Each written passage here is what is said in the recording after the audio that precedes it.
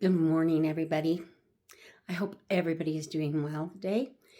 And I want to, first of all, say Happy Memorial's Day. And I want to voice my appreciation to all the military men and women out there that have served our country and are serving our country at this time. And to all the first responders, thank you for your job and your dedication to our country. But today, I've been watching the news and things have come up that kind of been racking my brain again. I mean, what is happening to our youth today? What is wrong with our youth today? I mean, these takeovers, these shootings, these riots. What is wrong with our youth? Let me give you a little bit of background knowledge about me. I was born in 1959, so right at the beginning of the 60s. So I grew up in the 60s. I don't remember much of the 60s because I was still pretty young, but towards the end of the 60s, I do remember some things. I do remember when the students got shot at Berkeley. I remember that. And didn't really fully understand why they got shot. Just that I thought what they were doing was peaceful, But my parents just said, don't worry about it, you're too young to think about stuff like that. I grew up during the Vietnam War. My dad was involved in the Vietnam War.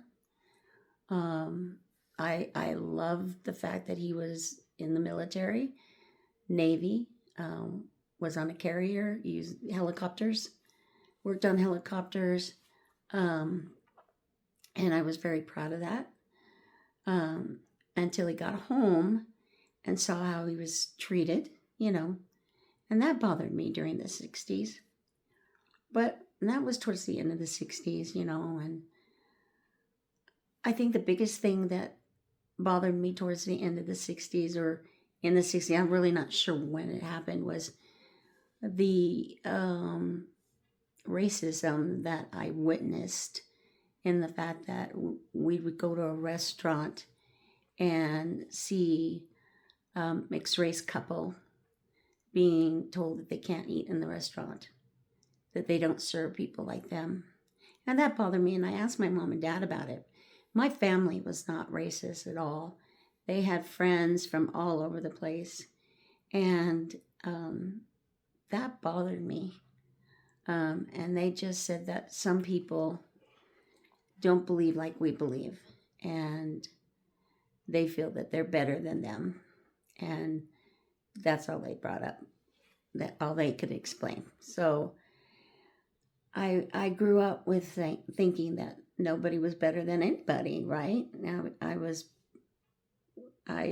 had friends from all races. I had gay friends, I had African American friends, I had friends from all over the place, and I thought that was awesome. I thought, wow, I have these kind of friends. I'm awesome. So,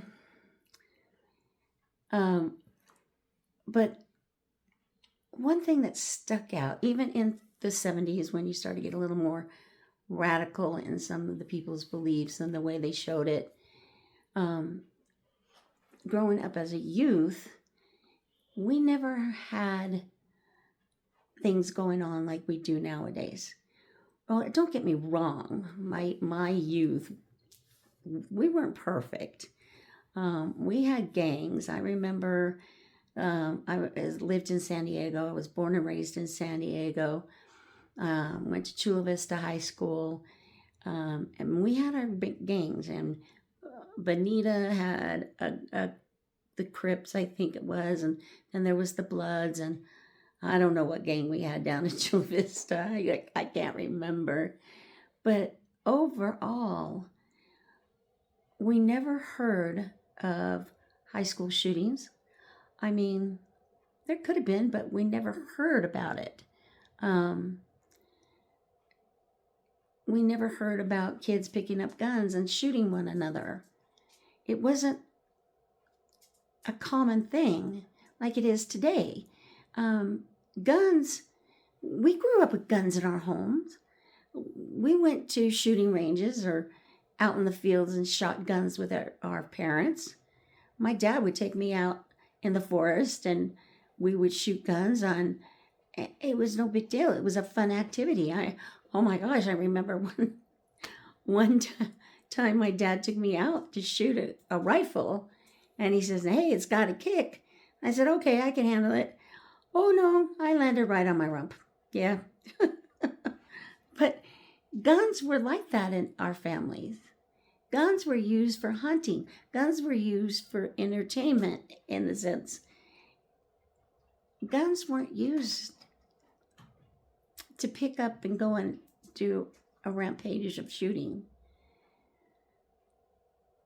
Guns weren't used to make a point because you were mad. Guns just weren't used that way. Even growing up in the 70s, where you had a little more radicalism going on, still, I mean, my high school, we had a lockdown.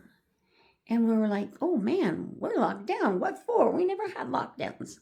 Hardly at all.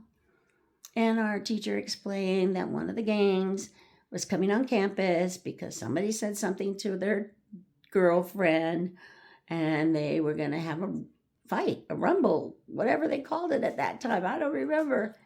And they had no guns. They had knives, chains, pipes, but there was no guns. But what struck me in my remembering of this was the fact that as we're trying to find doors to peek out and look, the police officers were there on campus as the gang was coming. And they were escorted off the campus before anything could ever happen.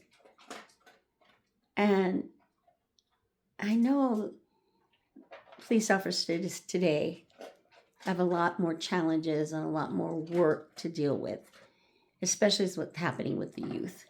And I commend them for what they're having to face each and every day. But that's how I grew up. If you had something against another person, you took them somewhere else and you fought it out with your fists. It wasn't with a gun. You didn't pick up a gun and just shoot them because you didn't like them or because they said something bad to your girlfriend. That's what I remember.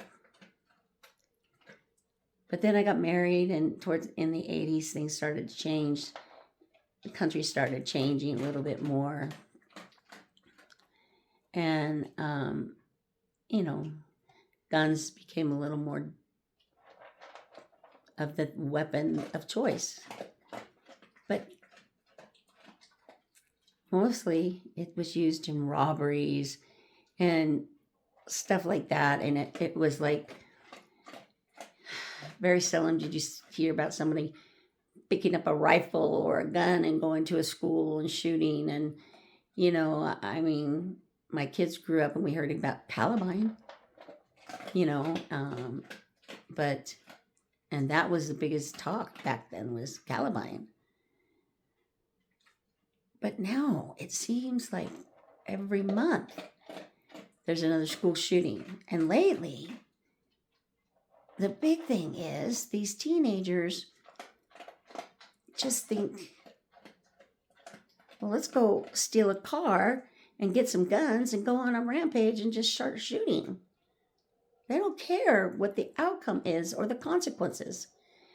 Down in San Diego, my hometown, at a mosque, some teenagers entered the mosque and killed someone because he didn't like the religion.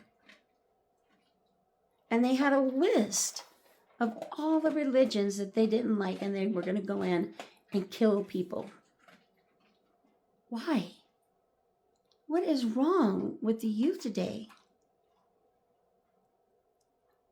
I talked to one of my daughters, and she thinks it's just the way they're being brought up. And I agree with her. I mean, where is the consequences to their actions? Where is the parents?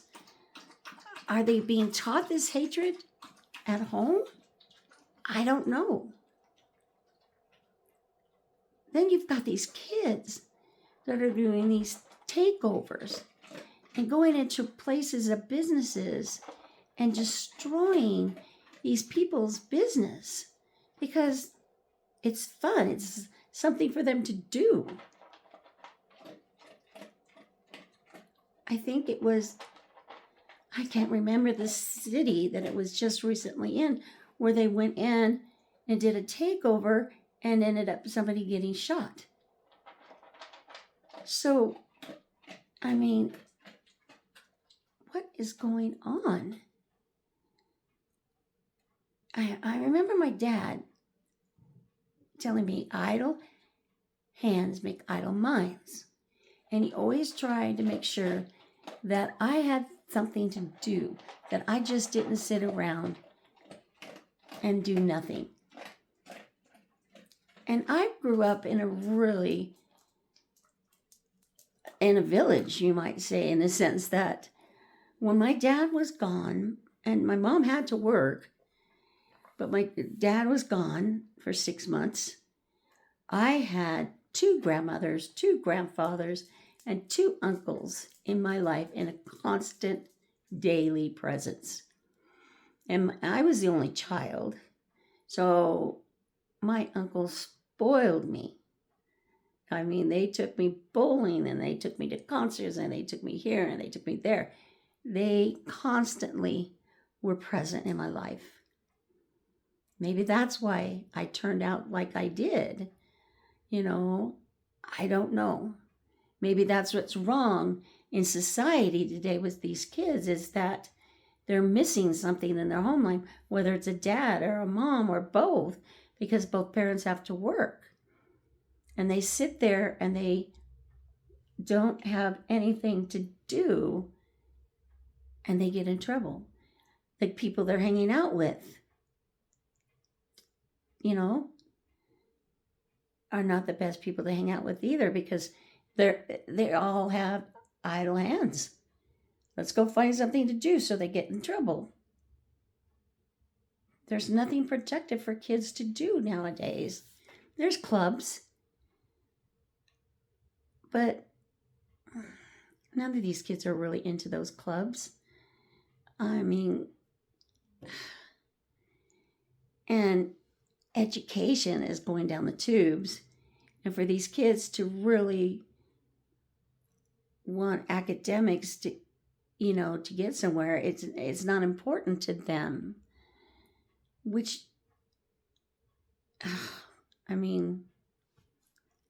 which is shame, because they could go so far if they just had the support from somebody, and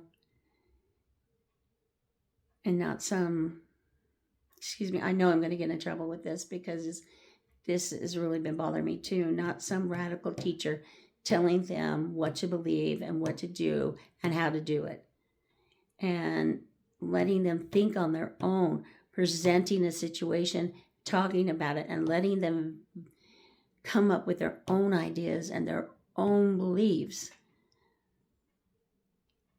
But no, these teenagers are, I don't know. Maybe I'm going down a wrong path in my mind right now. I don't know. It's just gotten to me that every time you turn up on the news, some group of kids is taking over another business, or some group of kids is picking up some guns and shot somebody or a school has been shot at. Or also, I think another thing too is you're seeing a lot of people not paying their consequences for their actions that they do. I mean, the principal of the school where that kid went in and shot his teacher got off. He knew that there was going to be that the possibility of that to happen and didn't prepare for that. He got off. Or how about somebody stabbing somebody, and because the person that got stabbed said a bad word, a racist word, the person who did the stabbing, his sentence got lowered, or he got off of it. What is happening to consequences today? You do something wrong, you pay the consequence. What is wrong with that? I think because this is happening, the youth is seeing that, well, if I do this, I can get away with it.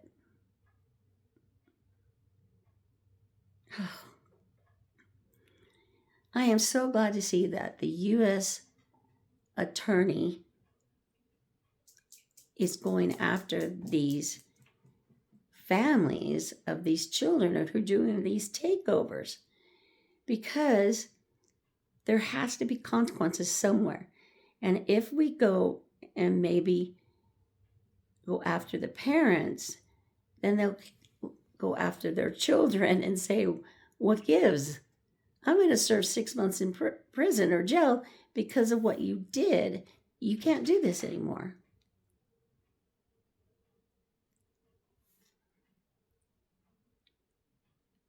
I don't know.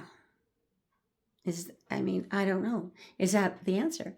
Are the kids really going to care? I mean, a lot of these kids are below the legal age. So maybe lowering, like she said, lowering the legal age would help, because then she could prosecute these kids as an adult. Maybe that's what we need to do. You do an adult crime, you're prosecuted as an adult. I don't know. I am so blessed to have kids that my children grew up and have families with beautiful children who have stayed on the straight and narrow and have become productive members of society. I got a granddaughter that's graduating full ride scholarship to college, and how much more can a grandparent ask for? 3 grandchildren have graduated high school and have gone off to college and are making something of themselves. I'm so proud of them, But how many of these kids out there have that in their lives, have someone in their lives that tell them all the time how proud they are of them? No, I don't think many do. And it's a shame. It really is a shame. Because I'm a firm believer, if you don't get that reinforcement of character in your life and feeling proud of your life and knowing that somebody feels proud of you, you don't value life, period. I'm probably going off in la la land, totally off on the wrong street. I don't know. What do you think? What do you think about this? What can be done? What is wrong? What is wrong with the youth today? Can something be done about it? I don't know. I'm surely probably not the one that can do anything about it. Just making an awareness, but I'm not sure if that would even do anything about it, because